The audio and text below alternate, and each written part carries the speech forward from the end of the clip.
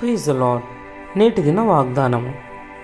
ఆయనను గూర్చిన మనకు వినబడుచున్నది, మిక్కిలి మెల్లనైన గుసగుస శబ్దము పాటిదే కదా. యోబు గ్రంథము 26వ అధ్యాయము 14వ వచనము.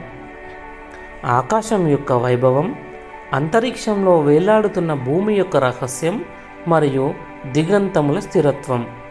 ప్రపంచం దేవుని అరచేతిలో ఉందని యోబుకు గుర్తు చేసింది. ఉప్పొంగుతున్న సముద్రం, అల్లకల్లోల వాతావరణం కూడా ఇవి ఆయన కార్యములలో స్వల్పములు.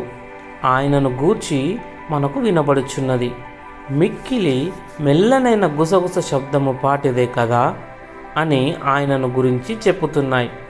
లోకంలోని అద్భుతాలు దేవుని సామర్థ్యాలలో ఒక భాగాన్ని మాత్రమే సూచిస్తే, ఆయన శక్తిని అర్థం చేసుకోవడం మన సామర్థ్యానికి మించిన పని అని స్పష్టమవుతుంది.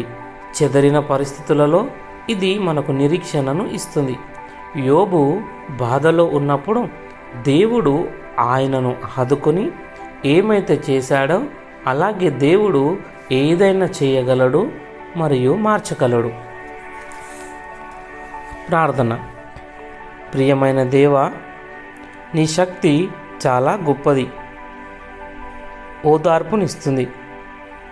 విస్మయం చెందడానికి ప్రేరేపిస్తున్నప్పుడు, నా సమస్యలు పెద్దవిగా అనిపించినప్పుడు నీవు అంతకంటే గొప్పవాడవనియు మరియు నీకు అసాధ్యమైనది ఏదియూ లేదని గుర్తుంచుకోవడానికి నాకు సహాయం చేయమని యేసయ్య నామంలో ప్రార్థిస్తున్న తండ్రి. ఆమెన్.